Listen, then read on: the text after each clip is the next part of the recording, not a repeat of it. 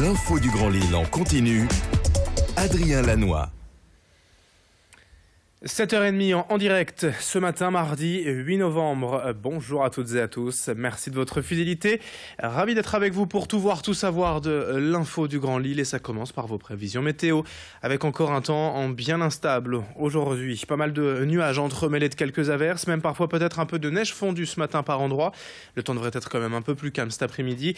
Mais les températures restent fraîches pour la saison. Seulement un 1 degré relevé ce matin à Lille.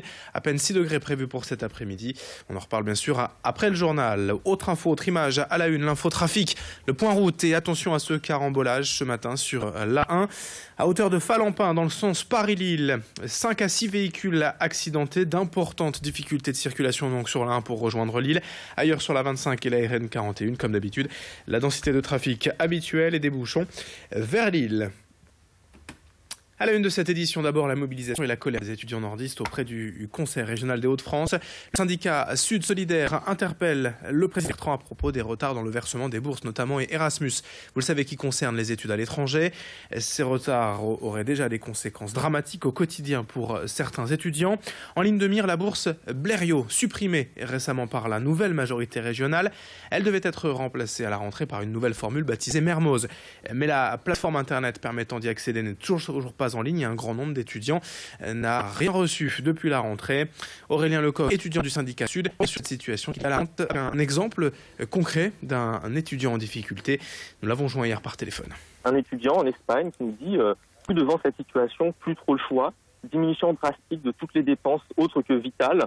On essaye de se faire inviter en loose day, on fraude le métro qui est ultra cher, on vole même parfois, on se contente chaque mois de moins en moins en se disant que ça ira mieux demain, vu qu'on a plein de bourses qui devront théoriquement arriver.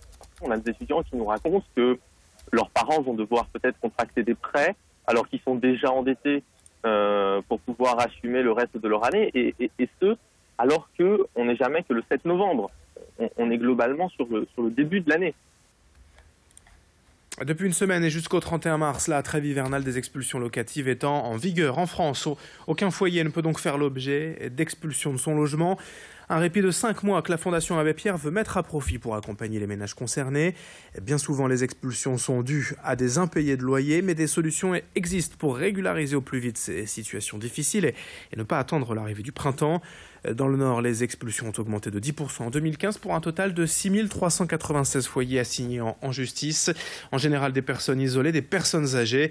Allo Prévention Expulsion est un numéro d'appel gratuit pour être aidé, 0810 001 505. Et on écoute à ce propos la directrice régionale de la Fondation Abbé Pierre, rencontrée par Idil Gunay. Il y a souvent la possibilité, avec les dispositifs que mettent en place les associations, les conseils généraux, les départements, voire les CCAS, le moyen de trouver des solutions pour une petite dette de loyer. Et plus cette dette augmente, plus évidemment c'est difficile de pouvoir la résorber. Mais même dans les situations qui sont déjà avancées, c'est très important pour les ménages de se faire aider, conseiller et accompagner, et de participer aussi aux audiences qui se mettent en place au tribunal pour expliquer la situation et trouver le plus souvent des étalements pour pouvoir rembourser la dette, parfois jusqu'à 36 mois de délai pour pouvoir rembourser. L'info en bref, ce matin, le procès des agresseurs du centre hospitalier Dron de Tourcoing, renvoyé hier par le tribunal correctionnel de Lille. L'affaire remonte à la nuit du 15 au 16 octobre. Une quinzaine de personnes violemment agressé le personnel soignant. Les juges ont estimé hier qu'ils avaient besoin de plus d'informations pour statuer. À Pascal, l'ex-maire Gérard Vignoble, poursuivi pour détournement de fonds, a été condamné en appel hier à 6 mois de prison et 5 000 € d'amende. Une condamnation plus clémente qu'en première instance où 18 mois de prison avec sursis et 30 000 € d'amende avaient été prononcés à son encontre. En bref, toujours 1,5 million d'euros pour Lille 3000. L'État vient d'annoncer avoir débloqué cette somme pour aider l'association Lille 3000 ces 3 prochaines années.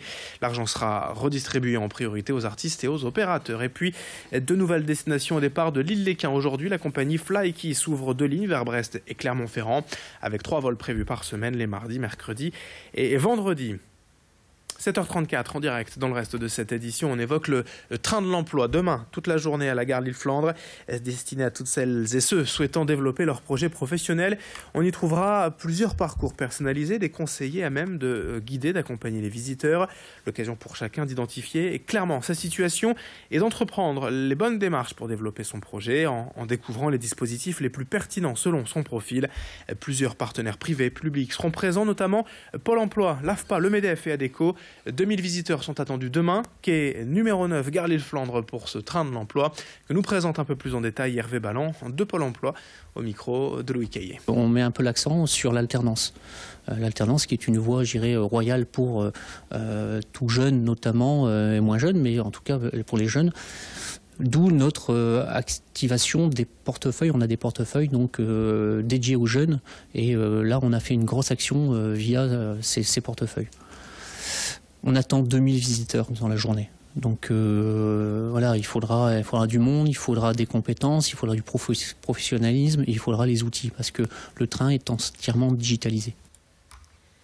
Et pour finir, on va prendre un peu d'avance sur Noël et les traditionnels calendriers de l'Avent avec le Berry Christmas de l'entreprise lilloise Saveur Bière. Vous l'avez compris, il s'agit d'un calendrier à base de bières, 24 mousses à découvrir en 24 jours avant Noël et des bières un peu plus fortes pour les week-ends. L'idée, c'est bien de découvrir différentes saveurs à travers différents breuvages du monde entier tout en se faisant plaisir. Mais si le produit original proposé par Saveur Bière est déjà en rupture de stock, 20 000 pièces ont été vendues en 3 semaines. La société propose désormais de faire soi-même son calendrier en choisissant sur Internet parmi une palette de 1000 bières du monde entier. Louis Caillé est allé se renseigner dans les entrepôts de Saveur Bière. Il y a un côté originalité aussi de se dire on veut encourager à la découverte, donc c'est l'opportunité pour les consommateurs de découvrir des bières qu'ils n'ont pas eu l'occasion de déguster avant. Puis il y a un mix à la fois de style, de saveurs, on a des choses qui sont très originales d'un point de vue recette, qui peuvent être aromatisées, qui ont été faites à partir de matières premières nobles, qui viennent apporter de l'originalité dans les recettes, ça peut être du café, ça peut être...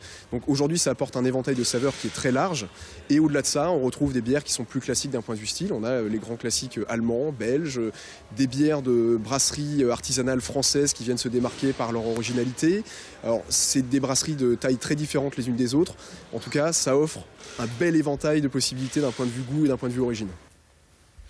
Allez, fin de cette édition, 7h37 en direct sur Grand Lille TV. Dans un instant, vos prévisions météo et l'infotrafic en temps réel. Très bon réveil, très belle matinée à toutes et à tous.